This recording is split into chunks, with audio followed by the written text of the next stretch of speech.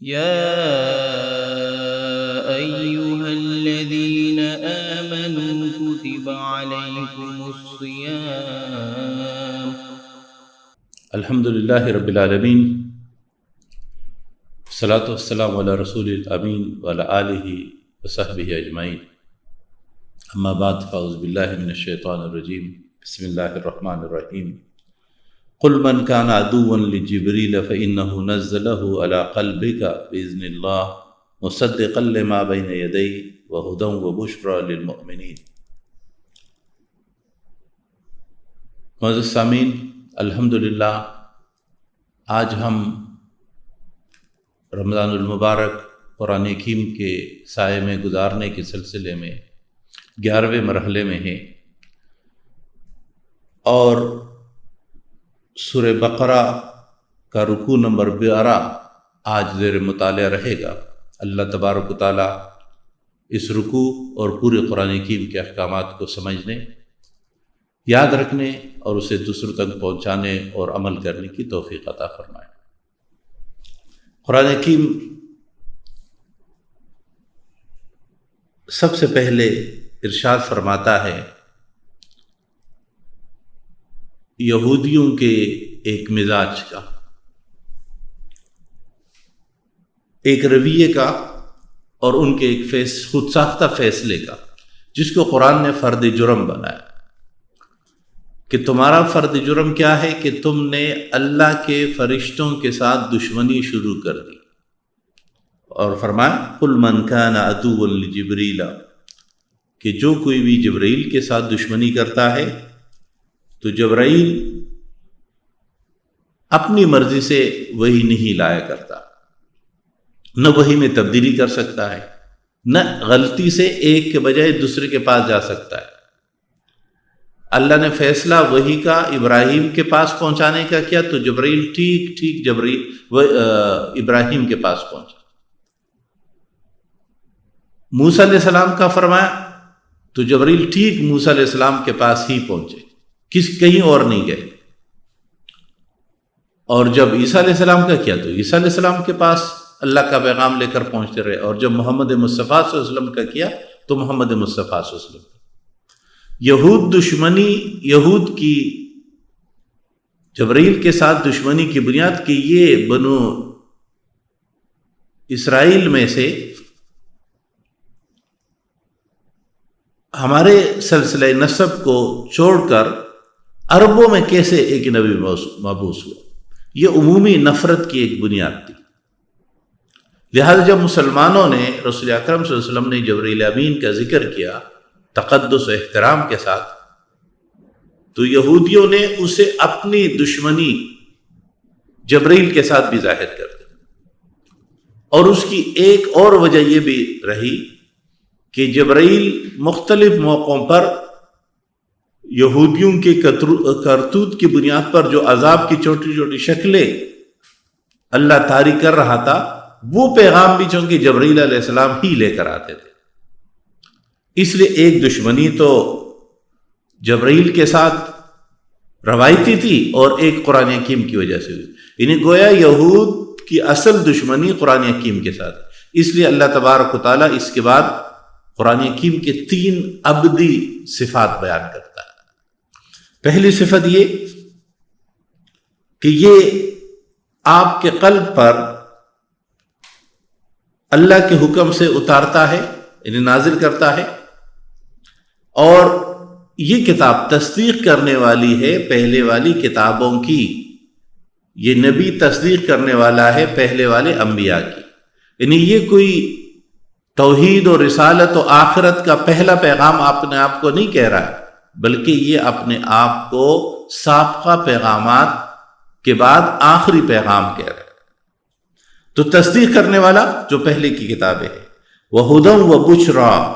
اور دوسری صفت یہ کہ یہ سر تپا سراسر اصل مقصد و بنیاد کے لحاظ سے یہ ہدایت کی کتاب ہے، وبشریٰ للمؤمنین، اور اس میں خوشخبری ہے مومنوں کے لیے، ایمان والوں کے لیے۔ جبرائیل کے ذکر کے بعد پھر فرمایا من کان عدوا للہ وملائکتہ ورسلہ وجبریل ومیکائیل فإن اللہ عدو للکافرین، اب قرآن حکیم نے عام اصول کی بات کر لی کہ ایمانیات جتنے ہیں انہیں ایمان باللہ، ایمان بالملائکہ، ایمان بالکتب، ایمان بالرسل، ایمان بالقدر اور ایمان بالآخرہ، ان میں سے کسی بھی ایمانیات میں سے کسی بھی شخص چیز کا انکار وہ کفر ہے، اس کے ساتھ دشمنی، گویا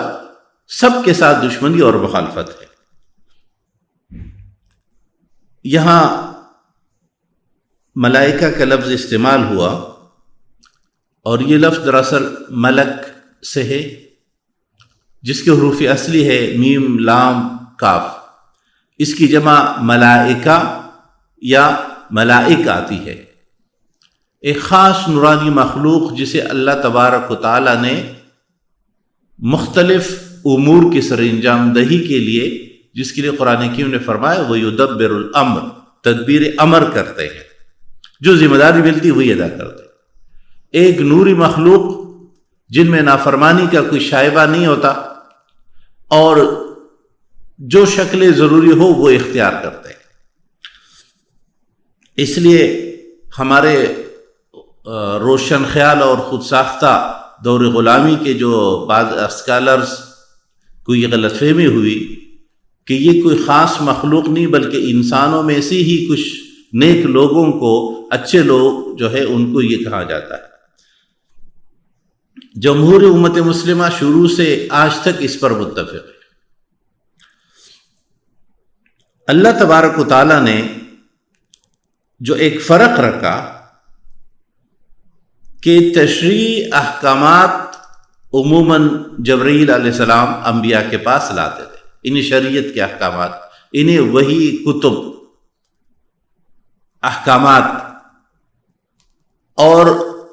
تکوینیات، یعنی کائنات کے نظام کی ذمہ داری میں جس فرشتے کو اللہ تبارک و تعالیٰ نے سب سے زیادہ استعمال کیا وہ میکائیل علیہ السلام تھے۔ اور کبھی کبھی اللہ تبارک، یہ کوئی پابندی نہیں ہے، ہو سکتا ہے کہیں پر جبرائیل کے ذمہ کوئی کام اور لگایا گیا ہو، کہیں پر میکائیل کے ذمہ کوئی اور کام لگایا گیا ہو۔ قرآن حکیم نے یہاں ایک اصول عطا فرمایا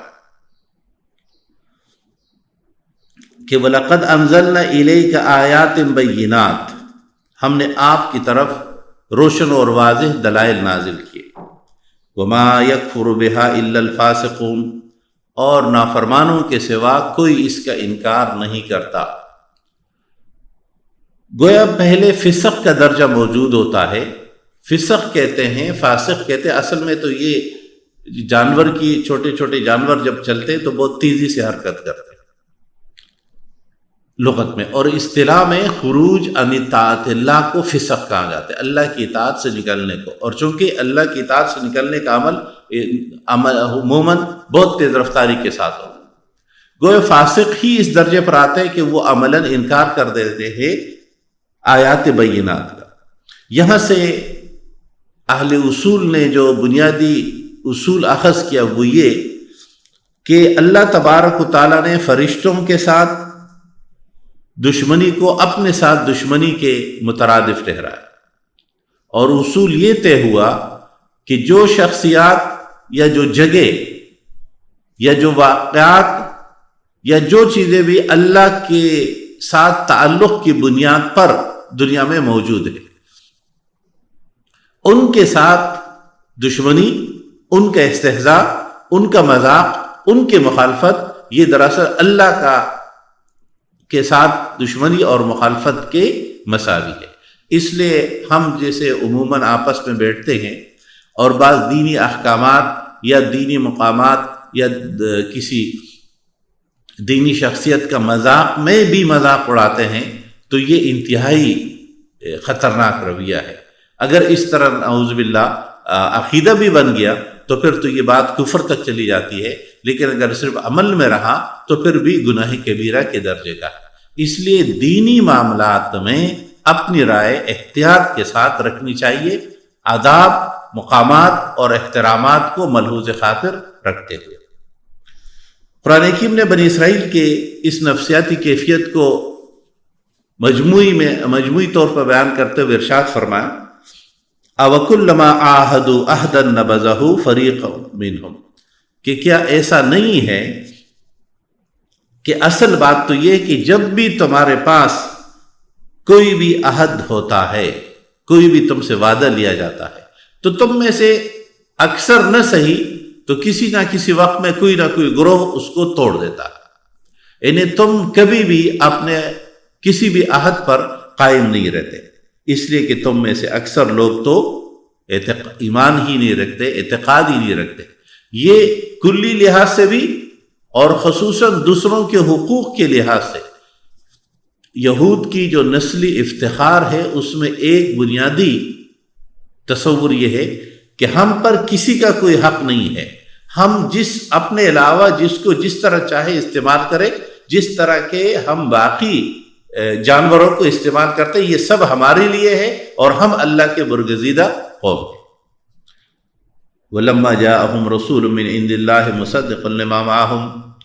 یہاں تک کہ جب بھی تمہارے پاس عام عہد نامے تو ایک طرف، جب بھی کوئی رسول آیا جو اللہ کی طرف سے بھی تھا، تصدیق کرنے والا تھا پہلے والے تمہارے پاس موجود سب چیزوں کی، تو نبذ فریق من الذین اوتوا الکتاب کتاب اللہ وراء ظہورہم، تو تم میں سے ایک گروہ نے ضرور اللہ کے اس کتاب کو پس پشت ڈالا، یعنی ہر آنے والے حکم الہی کی تم مخالفت رہے، باوجود اس کے کہ اللہ تمہیں مسلسل نوازتا رہا، اللہ تمہیں مسلسل سوارتا رہا کہ تم اقامت دین، الہ کلمت اللہ، مسلک کی توحید کے علمبردار رہو گے۔ کأنہم لا یعلمون، اور وہ اس وقت ان کی کیفیت یہ ہو جاتی تھی جیسے کہ یہ کچھ بھی نہیں جانتے۔ یہاں کتاب اللہ سے مراد یقیناً تورات ہے۔ یہودی پس منظر میں بات کو ہر وحی تک عام بھی کی جا سکتی ہے۔ قرآن حکیم نے من الذین اوتوا الکتاب کا لفظ استعمال کیا، اور اس سے ایک اصطلاح وجود میں آتی ہے دینی لحاظ سے، جسے اہل کتاب کی اصطلاح کہا جاتا ہے۔ اہل کتاب مطلب کتاب والے، اور اصطلاحاً اس سے مراد تورات اور انجیل پر یقین رکھنے والے عیسائی اور یہودی ہے۔ ان دونوں کو اسلامی اصطلاح میں اہل کتاب کہا جاتا ہے۔ اگرچہ حضرت عمر فاروق رضی اللہ تعالیٰ عنہ کے دور میں عراق کے ایک مخصوص گروہ کو بھی ان میں شامل کیا گیا تھا، لیکن وہ ایک عارضی نوعیت کا معاملہ تھا، وہ گروہ اپنا وجود کھو چکا ہے۔ اس لیے اب گویا اگر ہم تقسیم کریں کفر کی، تو کفر کی تقسیم یہ ہوگی کہ کفر دو طرح سے ہے، یعنی کافر دو طرح سے، ایک وہ ہے جو اہل کتاب ہے اور ایک وہ جو اہل کتاب نہیں ہے۔ اہل کتاب میں پھر کچھ عیسائی ہے اور کچھ یہودی۔ ہمیں قرآنی احکامات میں ان میں فرق ملتا ہے، جن میں سے کئی فرقوں میں سے ایک فرق یہ ہے کہ اہل کتاب کی کسی خاتون کے ساتھ تو نکاح ہو سکتا ہے، لیکن کوئی مسلمان خاتون کسی اہل کتاب مرد کو نہیں دی جا سکتی۔ یہ قرآن حکیم نے اپنے معاشرتی سسٹم کو محفوظ، برقرار اور ترجیح تو اہل کتاب کی کسی خاتون کے ساتھ نکاح کی بھی نہیں ہے، لیکن اگر کوئی ضرورت پڑے، کوئی وقت ایسا ہو، حالات ایسے ہو، معاملات ایسے ہو جائے تو شریعت میں اس کی اجازت ہے۔ تو یہ دونوں کفر کی تقسیم ہمیشہ ملحوظ خاطر رہے گی۔ بقیہ بعض احکامات میں بھی اہل کتاب کے ساتھ معاملہ عام کافروں سے الگ یا ممیز و ممتاز ہوتا ہے، اور اس کی وجہ یہ ہے کہ یہ مسلمانوں کے بہت قریب ہے۔ ایک تو یہ ابراہیمی سلسلہ کے ہے، جن کو ہم سامی النسل انبیاء کا سلسلہ کہتے ہیں۔ یہ جو سامی النسل انبیاء کا سلسلہ ہے، اس میں اور ہمارے یوں سمجھے کہ بر صغیر میں یا دیگر علاقوں کے جو ایسے شخصیات ہیں جن کو اللہ کی طرف سے مبعوث سمجھا جاتا ہے، ہمیں ان کی تصدیق اور تکذیب کا ہمارے پاس کوئی ذریعہ نہیں ہے۔ ہم نہیں جانتے رام چندر جی فلاں فلاں اور یہ جتنے لوگ گزرے ہیں یا جو مختلف دیگر علاقوں میں کنفیوشس وغیرہ ہے ان کی کیفیت کیا تھی، لیکن ہم تکذیب بھی نہیں کرتے، ہم تصدیق بھی نہیں کرتے۔ ہمارا مجموعی عقیدہ یہ ہے کہ اللہ کی طرف سے مبعوث فرمائے ہوئے تمام انبیاء پر ہم یقین رکھتے ہیں، ان میں سے جن کو قرآن و سنت نے نام لے کر متعین کر دیا ان کو نام کی تفصیلات کے ساتھ، اور جن کو متعین نہیں کیا ہے ان کی کسی تعین کے بغیر۔ لیکن ایک فرق ہے کہ ہمارے جیسے مہاتما بدھ وغیرہ شخصیات ہیں، یہ عموماً بڑے خاندانوں کے یا حکمران خاندانوں کے لوگ ہوتے ہیں، جبکہ سامع النسل انبیاء وہ عموماً عام افراد میں سے ہوتے ہیں، ہاں ان میں سے کچھ بعد میں حکمران بھی بن جاتے ہیں۔ تو قرآن حکیم نے فرمایا کہ ان کی یہ کیفیت ہے کہ یہ ہمیشہ ہر اس چیز کو جو ان کے مرضی کے مطابق نہیں ہو اس کی مخالفت کرتے۔ اب ان میں سے ایک بہت اہم اور بڑے واقعہ، جس طرح اس سورہ میں بقرہ کا واقعہ تاریخی لحاظ سے بہت اہمیت کا حامل ہے، سبت کا واقعہ اہمیت کا حامل ہے، اس طرح یہودیوں کا جادوگری کا معاملہ بڑی اہمیت کا حامل ہے، جس کو قرآن حکیم نے یہاں تفصیل سے بیان فرمایا۔ انہیں فرد جرم بڑا ہے اس لیے اس کی وضاحت بھی زیادہ کر دی۔ فرمایا وَاتَّبَعُوا مَا تَتْلُو الشَّيَاطِينُ عَلَى مُلْكِ سُلَيْمَانَ وَمَا كَفَرَ سُلَيْمَانُ وَلَكِنَّ الشَّيَاطِينَ كَفَرُوا يُعَلِّمُونَ النَّاسَ السِّحْرَ۔ وَاتَّبَعُوا، یہ لوگ یہاں تک دلیر ہوئے کہ کتاب اللہ کو چھوڑ کر، انہیں جس کے پیچھے لگنا چاہیے تھا، جس کو یاد رکھنا چاہیے تھا، جس پہ عمل کرنا چاہیے تھا، اس وحی الہی کو چھوڑ کر انہوں نے پیچھا کیا، یہ اتباع کرنے لگے، یہ تلاش کرنے لگے، یہ محنت کرنے لگے ان چیزوں کے، اس علم کے جس کو شیاطین بتاتے تھے، پڑھاتے تھے، سکھاتے تھے۔ علی ملک سلیمان، یہاں علی فی کے معنوں میں ہے، فی ملک سلیمان یعنی سلیمان کے دور میں۔ شیاطین کا لفظ استعمال ہوا، اور شیطان کا لفظ قرآن حکیم جن اور انس دونوں کے لیے استعمال کرتا ہے، من الجنت والناس۔ تو شیطان جس کے لفظی معنی ہے جلد باز، شین طا نون، جو شیطان کا لفظ کا حروف اصلی ہے، جس کا مجموعہ شیطان ہے، اس سے دو معنی بنیادی طور پہ ہے۔ ایک معنی ہے جلد باز کے، اور دوسرے معنی ہے دوری کے، بعد کے۔ یعنی شیطان میں دو بنیادی صفات ہوں گے، شیطانیت کی جو دو بنیادی خصلتیں ہیں وہ ہے جلد بازی کی، اور اللہ کی رحمت سے، اللہ کی طرف آنے سے، وحی کے اتباع کرنے سے، پیغمبروں کی بات ماننے سے یہ لوگ دور رہیں گے۔ تو یہ دونوں کیفیات کی طرف اشارہ کرتے ہوئے شیاطین یہاں جمع استعمال ہوا، تو اس کا مطلب ہے کوئی ایک شیطان مراد نہیں ہے، یعنی اس موقع پر کہیں سارے لوگ تھے جو یہ علم سکھاتے تھے۔ ما تتلو الشیاطین علی ملک سلیمان۔ اب شیاطین انسانوں میں بھی ہے اور جنوں میں بھی ہے۔ اب انسان کے بارے میں تو ہم سب جانتے ہیں کہ عناصر کا ایک ایسا مجموعہ جو جسم کثیف رکھتا ہے، ٹھوس جسم رکھتا ہے۔ جنات سے مراد وہ صاحب شعور ہستیاں ہے یا نسل ہے جو ادراک بھی رکھتی ہے اور جن کو قرآن مخاطب بھی کرتا ہے، اور جن کے ساتھ انہیں انسان ہی کی طرح انبیاء جن کی طرف مبعوث ہے، یعنی نبی جو ہے وہ سب کی طرف مبعوث ہوتا ہے۔ ہاں ان کے یہ ایک ناری مخلوق ہے، اور ان کو ایک اور خاصیت یہ حاصل ہے کہ یہ عموماً انسانی نگاہوں سے اوجھل رہتی ہے۔ ہمارے عالم اسلام میں کئی سارے، خصوصاً بر صغیر کا یہ جو نوآبادیاتی دور گزرا ہے، اس میں جب یہ سائنسی علوم کی ابتدا تھی تو ہمارے ہاں جو مغربی علوم سے مروب و مغلوب ذہنیت بنی جن لوگوں کی، انہوں نے جہاں جادو، فرشتے، جنات کا انکار کیا یا دیگر ایسے شخصیات کا، بلکہ مولانا عبد الماجد دریابادی رحمۃ اللہ علیہ نے تو بڑی اچھی بات لکھی کہ کاش سر سید احمد خان زندہ ہوتے اور وہ آج خود دیکھتے کہ جن مغربی علوم کے جن شخصیات یا جن تصورات کے لیے انہوں نے ثابت کرنے کے لیے ان سے زیادہ کوشش کی، ان کو آج خود مغرب بھی ریجیکٹ کر رہا ہے ان تصورات کو۔ تو قرآن حکیم نے سلیمان علیہ السلام کا ذکر کیا کہ سلیمان علیہ السلام کا دور۔ اب سلیمان علیہ السلام داؤد علیہ السلام کے بیٹے ہیں اور خود بھی جلیل القدر شخصیت ہے۔ دور، اور یاد رہے جب ہم یہ تاریخوں کا ذکر کرتے ہیں تو ان تاریخوں کی بنیاد بائبل ہے۔ بائبل ہمارے پاس سند کے اعتبار سے یا استناد کے اعتبار سے اس کا کوئی بھی درجہ ہو، لیکن کم از کم تاریخ کی قدیم ترین کتاب ضرور ہے۔ ہمارے پاس یہ جو انسانی عمروں کو ہم گنتے ہیں کہ عیسیٰ علیہ السلام اتنے پہلے گزرے، آدم علیہ السلام کے اتنے سال ہو رہے، تو اس کی بنیاد بائبل ہے۔ اس بنیاد پر سلیمان ابن داؤد دونوں انبیاء ہیں، اور سلیمان علیہ السلام کا دور جو ہے وہ 990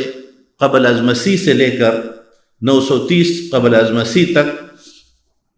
ان کا دور حکومت ہے، جس میں اللہ تبارک و تعالیٰ نے وسعت اور ان کے اختیارات کی غیر معمولی کیفیات کو ذکر فرمایا۔ اس لیے رسول اکرم صلی اللہ علیہ وسلم نے فرمایا تھا کہ اللہ نے سلیمان علیہ السلام کو جس طرح کی حکومت عطا کی تھی وہ کسی اور کو اس کے بعد نہیں ملی۔ یہ ہم فرمائے علی ملک سلیمان، سلیمان کی بادشاہت میں۔ یہاں ملک کا لفظ جب سلیمان ہوا اور سلیمان علیہ السلام کے لیے استعمال ہوا، اور ملوک ایک خاص اصطلاح بھی ہے، انبیاء بنی اسرائیل کا ایک حصہ وہ ہے جن کو اصطلاح میں ملوک کہا جائے، جو بادشاہ بھی ہے، حکمران بھی ہے اور نبی بھی ہے۔ وہ اس سے اصول یہ متعین ہوا کہ جس طرح دینی مقام و مرتبہ، یعنی انبیاء کا مرتبہ، اولیاء اللہ کا مرتبہ دینی مقامات ہوتے ہیں، اس طرح دنیاوی مقامات و مراتب ایک دوسرے کے ساتھ مل بھی سکتا ہے۔ یعنی یہ بھی ممکن ہے کہ نبی ہو اور عیسیٰ علیہ السلام کی طرح اس کا کوئی گھر نہیں ہو، اس کا کوئی شادی نہیں ہو، خاندان نہیں ہو، اور یہ بھی ہو سکتا ہے کہ نبی ہو اور وہ سلیمان علیہ السلام کی طرح دنیاوی لحاظ سے ایک بہت بڑے حکمران بھی ہو۔ یعنی دینی لحاظ سے دنیاوی مقام و مرتبے کا ملنا یا نہ ملنا، یہ اچھے اور برے، اعلیٰ اور ارفع ہونے کی نہ دلیل ہے اور نہ اس کی نفی کی دلیل۔ لیکن یہاں یہ بھی ملحوظ خاطر رہے کہ ہر بات پیغمبر کے لیے جب قرآن حکیم ملک کا لفظ استعمال کرتا ہے، جس طرح طالوت کے لیے ملک کا لفظ استعمال ہوا، جس طرح یہاں سلیمان علیہ السلام کے لیے استعمال ہوا، تو یہ اصطلاح لفظ کا جو ہم خلافت و ملوکیت میں فرق کی بات کرتے ہیں، تو یہاں یہ مراد نہیں کہ انبیاء کی حکمرانی جو وہ ملوکیت کی شکل کی تھی، بلکہ انبیاء کی حکمرانی جب بھی ہوگی وہ حکومت الہیہ کی شکل کی ہوگی، وہ 100% اللہ کے احکامات کے مطابق ہوتی ہے۔ ملوکیت اور خلافت میں بنیادی فرق یہ ہے کہ انبیاء یا غیر انبیاء جب خلافت کا نظام قائم کرتے ہیں تو وہ اپنی ذات سے دستبردار ہوتے ہیں اور وہ اللہ کی طرف سے عائد اس فریضے کو سر انجام دیتے ہیں، جبکہ ملوکیت میں، بادشاہت میں اپنا خاندان، اپنا قبیلہ وہ سب سے پہلے اولیت کا حامل ہوتا ہے۔ اس لیے امت مسلمہ نے ابتدائی 4 خلفائے راشدین، اور جن کے لیے حدیث میں مہدیین کا لفظ بھی استعمال ہوا، ان کو ہمیشہ خلفائے راشدین کے لفظ سے تعبیر کیا ہے، اور ان کے بعد کے حکمرانوں کو ملوک کے لفظ سے تعبیر کیا ہے۔ تو ملک کا لفظ جب الگ استعمال ہو تو پھر عام ہے، لیکن اگر ملک کا لفظ خلیفہ کے مقابل اور خلیفہ کے ساتھ استعمال ہو تو پھر یہ 2 الگ الگ اصطلاحیں ہیں۔ علی ملک سلیمان علیہ السلام کا دور اس لحاظ سے بڑی اہمیت کا حامل ہے کہ عیسائی اور یہودی تعلیمات کے مطابق سلیمان علیہ السلام ایک کنگ ہے، یعنی کنگ سلومن کے نام سے یاد کیا جاتا ہے۔ مسلمان یا اسلام یا قرآن کی تعلیمات کے مطابق ہم سلیمان علیہ السلام کو نبی تسلیم کرتے ہیں، جبکہ عیسائی اور یہودی انہیں ایک کنگ، ایک ملوک کے طور پہ مانتے ہیں، ایک نبی اللہ کی طرف سے مقرر شدہ کسی نبی کا تصور ان کے ہاں سلیمان علیہ السلام کا نہیں ہے. اس لیے بائبل میں سلیمان علیہ السلام کے بارے میں ایسی بہت ساری ناگفتابے اور نامناسب باتیں ہیں جن کو قرآن حکیم رفع کرتا ہے. مولانا مودودی رحمۃ اللہ علیہ نے بہت اچھی بات ارشاد فرمائی تفہیم القرآن میں کہ قرآن حکیم کا ایک مستقل موضوع یہ ہے کہ مختلف اوقات میں مختلف قوموں نے انبیاء پر جتنا کیچڑ اچالا قرآن حکیم اس کو صاف کرتا ہے، اور وہ ہمیشہ انبیاء کی عظمت اور رفعت کو بیان کرتا ہے ان تمام چیزوں سے پاک صاف کر کے جو لوگوں نے کیا. اس لیے قرآن حکیم نے فرمایا وما کفر سلیمان ولکن الشیاطین کفروا یعلمون الناس السحر. سلیمان نے کبھی کوئی کفر نہیں کیا. یہاں نفی ہو رہی ہے ان یہودی اور عیسائی تعلیمات جو وہ منسوخ کرتے تھے کہ سلیمان نعوذ باللہ بت پرستی کی طرف چلے گئے تھے یا وغیرہ وغیرہ. لیکن شیاطین نے کیا، اور وہ کیا کرتے تھے؟ انہوں نے کفر بھی کیا، اور کفر کی شکل کیا تھی؟ یعلمون الناس السحر، لوگوں کو سحر کی تعلیم دیتے تھے. وما انزل علی ملکین ببابل ہاروت و ماروت، اور یہ لوگ وما انزل، اور یہ پیچھے لگے، واتبعوا پہ عطف ہے کہ یہ پیچھے لگ گئے جو ما انزل علی ملکین، جو علم نازل ہوا دو فرشتوں پر. اور یہ دو فرشتے کہاں تھے؟ ببابل ہاروت و ماروت، بابل شہر میں، اور ان کے نام ہاروت و ماروت تھے. وما يعلمان من احد حتى يقولا انما نحن فتنہ فلا تکفر. ہم بالترتیب اس کے 2-3 نکات پہ بات کر لیتے ہیں. پہلا نکتہ تو یہ ہے کہ یہاں سحر کا لفظ استعمال ہوا، جادو کا، اور جادو کی حقیقی کیفیت کیا ہے، جادو کی شکل کیا ہے، اس بارے میں تعریف یہ ہے کہ اسباب خفی یعنی غیر معلوم اسباب سے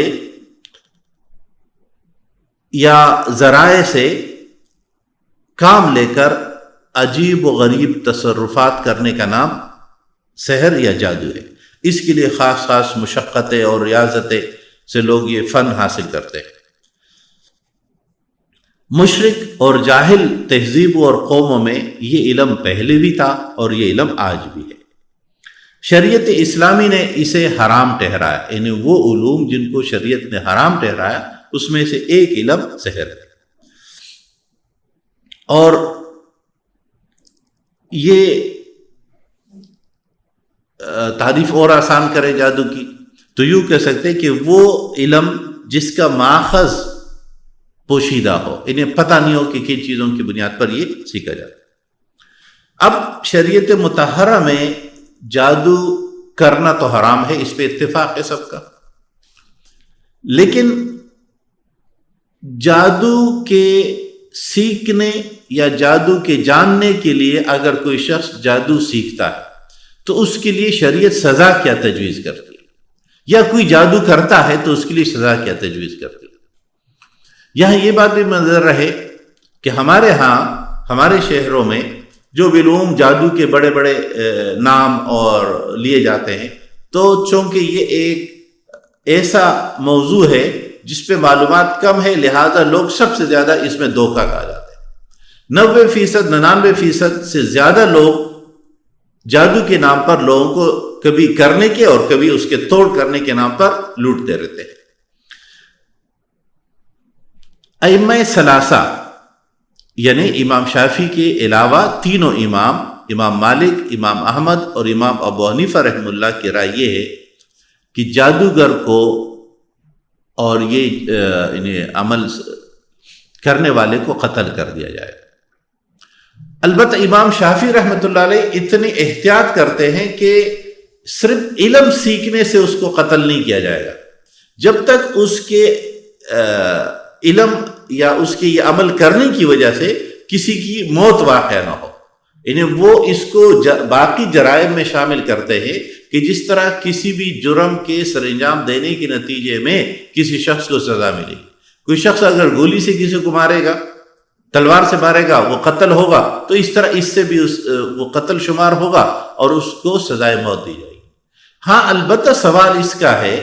کہ کیا صرف اس لیے جادو سیکھنا کہ جادو کا توڑ ہو تو اس کی حرمت، اس کی بھی حرمت کا ذکر ہمارے علماء نے کیا، یعنی جادو کرنا تو دور کی بات ہے، جادو توڑنے کے لیے بھی جادو سیکھنا جائز یا روا نہیں رکھا گیا۔ یہاں یہ بات بھی مدنظر رہے کہ چونکہ ہمارے ہاں نفسیاتی اور معاشرتی مسائل زیادہ ہے، جو بھی تھوڑا سا مسئلہ پیدا ہو تو لوگ فوراً جو ہے وہ ایسے لوگوں کی طرف رجوع کرتا ہے جو جس کی بات پہ یقین کرتے ہیں، پھر خود بھی پریشان ہوتے ہیں اور ایک نفسیاتی کیفیت مزید بگڑتی چلی جاتی ہے۔ قرآن حکیم نے ایک اور تاریخی فرق کو یہاں بیان فرمایا، بے بابل ہاروت و ماروت، کہ یہ کام ہوتا کہاں تھا۔ اللہ تبارک و تعالیٰ نے جب یعلمون الناس السحر انزل علی ملکین ببابل ہاروت و ماروت، تو بابل دراصل ایک قدیم نام ہے یا جس قدیم ملک کا نام ہے وہ موجودہ جغرافیائی کیفیت میں وہ عراق میں واقع ہے، موجودہ عراق میں ایک جگہ کا نام ہے، اور یہ عراق عرب کہلاتا ہے، یعنی وہ عراق کا حصہ جو عربوں کے حصے میں واقع ہے۔ بابل دریائے فرات کے کنارے موجودہ بغداد سے کوئی 60 میل جنوب میں واقع جگہ ہے، جس کو آج کل حلہ کی آبادی یعنی قصبہ ہے، وہاں آج بھی موجود۔ یہی بابل اپنے عروج کے دور میں بہت بڑا نام رہا ہے تاریخی لحاظ سے بھی۔ اس کا جو تفصیلات معلوم ہے کہ یہ دجلہ اور فرات کے درمیان تھا، لہٰذا آب و ہوا اور باغات سرسبز و شادابی کے لحاظ سے بڑا مشہور، اور اس ملک کی یہ جو دور عروج ہے یہ 3000 قبل مسیح ہے، یعنی بابل کے عروج کا دور 3000 قبل مسیح۔ اس ملک کی جو شہرت تھی وہ بقیہ علوم کی طرح کہانت، سحر، سفلیات، جادو، جنتر منتر وغیرہ اس کے لحاظ سے بھی یہ مشہور، اس لیے آج بھی اس جگہ کا دوسرا نام کلڈانیہ یا کلدانیہ جو اردو میں استعمال ہوتا ہے، آج بھی کلڈانین جادوگر کے ہم معنی انگریزی زبان میں استعمال ہونے والا لفظ ہے، جادوگر کا مترادف۔ اس کا ذکر تورات و انجیل اور دیگر کتابوں میں، بائبل کی کتابوں میں بھی اور دیگر تاریخوں میں بھی اس کا ذکر اسی تخیل کے ساتھ ہوتا ہے۔ اب یہاں قرآن حکیم فرق کر رہا ہے کہ یہودیوں نے دونوں جگہ سے، یعنی ایک سلیمان علیہ السلام کا ذکر فرمایا علامہ کے سلیمان، اور ایک بابل کا ذکر ہاروت اور ماروت کا ذکر، یعنی جس طرح یہودیوں نے فلسطین میں جادوگری کی اتباع کی، اسی طرح انہوں نے بائبل سے بھی سیکھا، یعنی بائبل میں بھی اس کی اتباع کی۔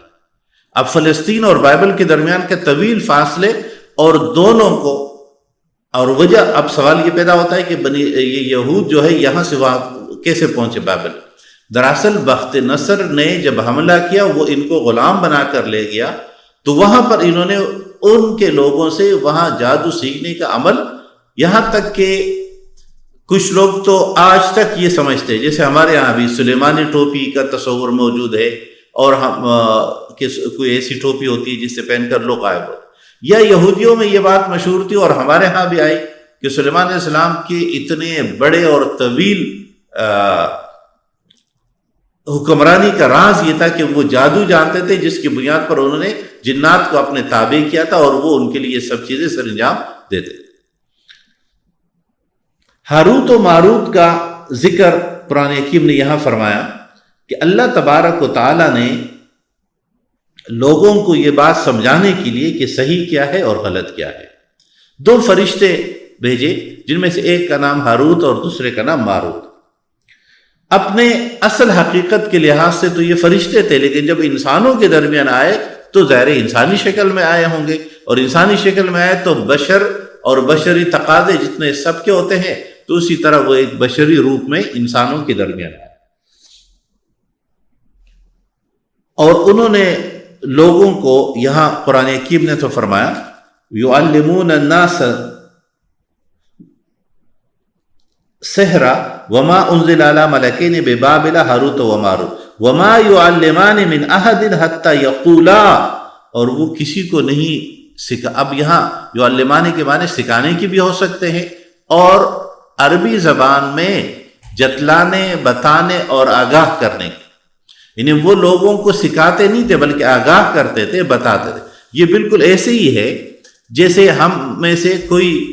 کسی نقصان دہ چیز کے بارے میں کسی کو بتائے کہ بھائی یہ جو 2 پاؤڈر ہے، تو یہ ایک پاؤڈر جو ہے وہ ہیروئن ہے اور یہ دوسرا ہیروئن نہیں ہے، اور اب کوئی جب یہ پوچھتا ہے تو اس کا مطلب یہ نہیں ہوتا کہ وہ یہ سکھا رہا ہے کہ تم ہیروئن استعمال کرو، یا اس طرح چرس یا نشے کی دوسری چیزوں میں، بلکہ اللہ تبارک و تعالیٰ کے نیک بندے تفریق سکھاتے ہیں اچھے اور برے کے درمیان، غلط اور صحیح کی بنیاد پر۔ اب کچھ لوگ غلط کو اپنانے کی طرف چلے جاتے ہیں، اور کچھ لوگ صحیح اور اچھی چیزوں کو اپناتے ہیں۔ اب قرآن حکیم نے جس نقطے کو سب سے زیادہ نمایاں کیا یہاں، کہ یہ لوگ، یہ فرشتے کہتے انما نحن فتنۃ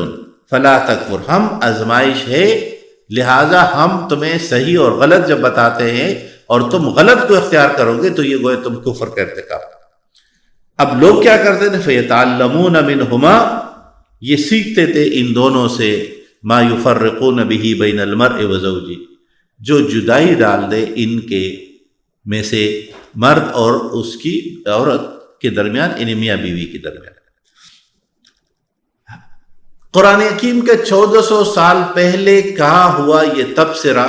یہ نکتہ آج بھی اتنی اہمیت کا حامل ہے کہ ہمارے ہاں جتنے اشتہارات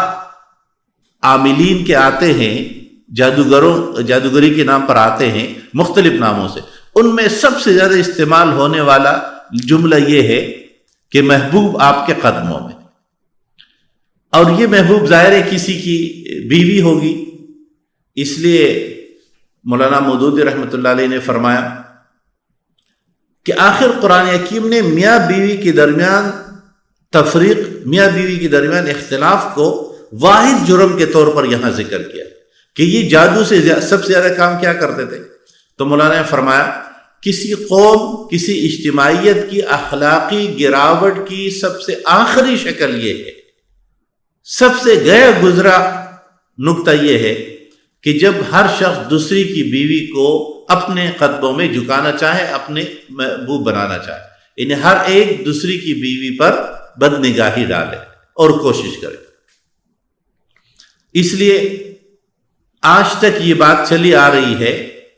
اور اس بات کو عیسیٰ علیہ السلام نے اور زیادہ وضاحت سے انجیل میں ارشاد فرمایا۔ عیسیٰ علیہ السلام سے نے کہا کہ تم کہتے ہو کہ سب سے بڑا گناہ کیا ہے؟ تو جیسے تمہیں پہلے کی کتابوں میں بتا دیا گیا تھا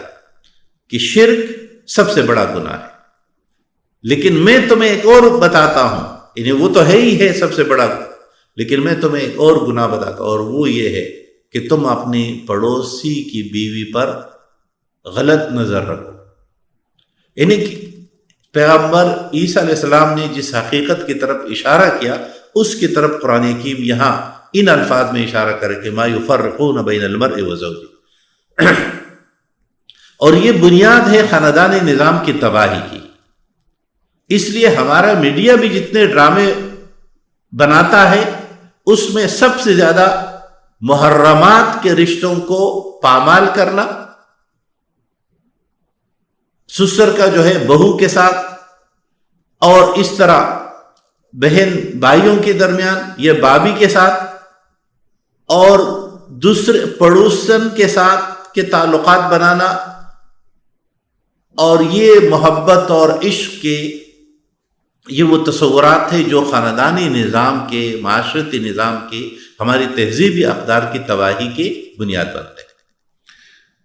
قرآن حکیم جادو کے بارے میں فیصلہ کن ارشاد فرماتا ہے وَمَا هُمْ بِضَارِّينَ بِهِ مِنْ أَحَدٍ إِلَّا بِإِذْنِ اللَّهِ، حالانکہ یہ کوئی نقصان نہیں پہنچا سکتے۔ اس لیے امام ابو حنیفہ رحمہ اللہ کی رائے یہ ہے کہ جادو بنیادی تبدیلی نہیں کر سکتا، ماہیت میں تبدیلی نہیں کر سکتا، وہ وسوسہ ڈالتا ہے، تخیلتاً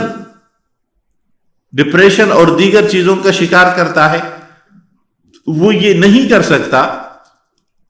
کہ کسی چیز کی بنیادی حقیقت کو تبدیل کر دے۔ وَيَتَعَلَّمُونَ مَا يَضُرُّهُمْ وَلَا يَنفَعُهُمْ، یہ لوگ ان سے سیکھتے تھے قرآن و سنت کو چھوڑ کر۔ آج بھی جو لوگ قرآن و سنت کو چھوڑ کر اپنی زندگی کے مسائل دیگر چیزوں سے حاصل کرنا چاہتے یا دیگر علوم سے، یہ ان سے کہاں جا رہا ہے؟ یہ سیکھتے تھے صرف وہ جو ان کو ضرر پہنچاتے، فائدہ نہیں پہنچاتے۔ لَقَدْ عَلِمُوا لَمَنِ اشْتَرَاهُ، اور یہ لوگ سیکھتے تھے ان سے، یا یہ لوگ خوب جانتے تھے کہ جو انہوں نے اختیار کیا ہے اس کے نتیجے میں آخرت میں ان کے لیے کوئی حصہ نہیں۔ وَلَبِئْسَ مَا شَرَوْا بِهِ أَنفُسُهُمْ، اور بہت برا ہے جو انہوں نے اختیار کیا یا جو ان کے نفسوں نے اختیار کیا یا جن کے عوض انہوں نے اپنے نفسوں کو فروخت کر ڈالا۔ لَوْ كَانُوا يَعْلَمُونَ، اے کاش یہ لوگ اتنا جانتے کہ ہم کتنی بڑی غلطی کر رہے ہیں۔ وَلَوْ أَنَّهُمْ آمَنُوا وَاتَّقَوْا لَمَثُوبَةٌ مِّنْ عِندِ اللَّهِ خَيْرٌ، اگر یہ لوگ ایمان لے آتے اور تقوی اختیار کرتے تو ان کا ثواب اللہ کے ہاں ان کے لیے بہت زیادہ تھا، اور وہی مطلوب اور مقصود ہونا چاہیے۔ قرآن حکیم نے فرمایا لو کانوا یعلمون، کاش یہ لوگ اتنا جانتے۔ یعنی قرآن حکیم نے اس پورے واقعے کو کا نچوڑ یا آخر میں جو سبق سکھائے وہ یہ کہ لوگ کوشش کرتے تو اس نتیجے تک پہنچ سکتے کہ جادو کے نتیجے میں یا کسی بھی غیر اللہ سے مدد مانگ کر ہم جو نقصان دہ علوم، یعنی ایک فائدہ ہمیں ان آیات کا یہ بھی ملا کہ علوم میں سے کئی سارے علوم وہ حرام ہیں، اور ان علوم کی وجود سے انکار نہیں ہے، لیکن چونکہ وہ علم انسان کے لیے مفید نہیں ہے یا اس سے تباہی پھیل سکتی ہے، اور یہ علم کے ہر دائرے میں یہ بات ہو سکتی ہے کہ جب بھی کوئی علم انسانیت کے لیے مضر ہو جائے تو وہ اس علم کو قرآن، اس علم کو اسلام حرام ٹھہراتا ہے۔ جیسے ان آیات میں اللہ تبارک و تعالیٰ نے جادوگری کو حرام ٹھہرایا، اور کسی مسلمان کا یہ خاصہ نہیں ہو سکتا کہ وہ جادوگر بن جائے، یا کسی مسلمان کا یہ خاصہ نہیں ہو سکتا کہ وہ جادوگروں سے اپنے مسائل حل کروائے۔ تو جادوگری کی اس کیفیات کو اگر ہم زیادہ تفصیل کے ساتھ جاننا چاہتے ہیں تو عالم اسلام کی روحانی صورتحال نامی ایک کتاب ہے اسرار عالم صاحب کا۔ اس کتاب میں اس وقت دنیا میں جو علوم اس نام سے معروف ہے، خصوصاً یہودیوں نے اپنا جو جادوگری کا ایک خاص علم بنایا ہے جسے وہ قبالہ کا علم کہتے ہیں، اور اس کے مخصوص ان کے ادارے ہیں جو یہ جادوگری کا علم سکھاتے ہیں۔ اسلام نے ان سے تمام جادوگری کے سیکھنے والے کو یا جادوگری کی عمل کو سر انجام دینے والے کو کفر سے تعبیر کیا۔ یہ بات میں بار بار اس لیے دہرا رہا ہوں کہ اس وقت کا ہمارا معاشرتی مسئلہ یہ بہت زیادہ ہے کہ ہم لوگ جادوگری کا یا جادوگروں سے اپنے مسائل حل کروانا چاہتے ہیں۔ اور اس میں ایک بات بڑی دلچسپ یہ بھی ہے کہ عموماً یہ سمجھا جاتا ہے کہ ہندو جو ہے وہ بہت زیادہ جادوگری جانتے ہیں یا جادوگر ہندوؤں میں زیادہ ہوتا ہے، حالانکہ ہمارے بہت سارے مسلمانوں نے جو اپنی دکانیں کھولی ہوئی ہے تو وہ کسی ہندو کے نام سے کھولی ہوئی ہوتی ہے، کیونکہ لوگوں کا اعتقاد یہ ہے کہ وہ زیادہ جانتے ہیں۔ حالانکہ اپنے مذہب یا اپنے دین سے، تعلیم کے لحاظ سے جتنی دوری مسلمانوں کے اندر ہے، اس سے بہت زیادہ دوری جو ہے وہ ہمارے پاکستان میں یا جو مختلف مذاہب والے ہیں، خصوصاً ہندو ہیں، ان میں تو ایسے ماہرین کا ملنا ہی محال ہے جو اس علم کے بھی ماہر ہو۔ لیکن پھر بھی بہت سارے لوگ، چونکہ مارکیٹ اس کی بڑی اچھی ہے، خصوصاً اس مارکیٹ میں سب سے زیادہ متاثر ہونے والے یا اس مارکیٹ سے سب سے زیادہ استفادہ کرنے والے موجودہ دور میں ہماری خواتین ہیں۔ تو ہمیں اپنے بہنوں کو یہ بات سمجھانی ہے کہ جادوگری کی موجودہ زمانے میں جتنی شکلیں بظاہر موجود ہے، یہ صرف ایک دھوکہ ہے، لہٰذا اس سے بچنا چاہیے۔ ہاں، قرآن و سنت نے ہمیں کچھ دعائیں سکھائی ہے، جیسے کہ قرآن حکیم کے آخری دونوں صورتیں معوذتیں، وہ مستقل پڑھنا، اور اس طرح آیت الکرسی اور دیگر آیات ہائے قرآنی کا مستقل ورد، اور اس ورد کے نتیجے مستقل بولنا، جس طرح کہ حضرت عائشہ رضی اللہ تعالیٰ عنہ فرماتی ہے کہ رسول اکرم صلی اللہ علیہ وسلم اپنے اوپر پڑھتے تھے ان آیات کو۔ یہ جو ہم مختلف دعائیں پڑھتے ہیں، یا ہم جو مسنون دعائیں فجر سے پہلے اور فجر کے بعد یا مختلف نمازوں کے اوقات میں یا رات کے اوقات میں، یہ جو مختلف دعائیں یا مختلف ایام میں جو ہم قرآن حکیم کے مخصوص حصے خصوصاً پڑھتے ہیں، یا جیسے رسول اکرم صلی اللہ علیہ وسلم نے سورہ بقرہ کے بارے میں فرمایا تھا کہ جس گھر میں سورہ بقرہ ہوتی ہے شیطان وہاں سے بھاگتا ہے۔ تو جس گھر میں سورہ بقرہ پڑھی جاتی ہو، سورہ بقرہ پہ عمل کیا جاتا ہو، اس گھر پہ جادو کے اثرات نہیں ہوتے۔ تو جو مسنون دعائیں، جو قرآنی دعائیں تعوذ کی اللہ تبارک و تعالیٰ نے سکھائی، اسے مستقل ورد زبان بنانا، وہ اس مسئلے میں ہم سب کے مسائل کا حل ہے۔ وآخر دعوانا ان الحمد للہ رب العالمین۔ يا أيها الذين آمنوا كتب عليكم الصيام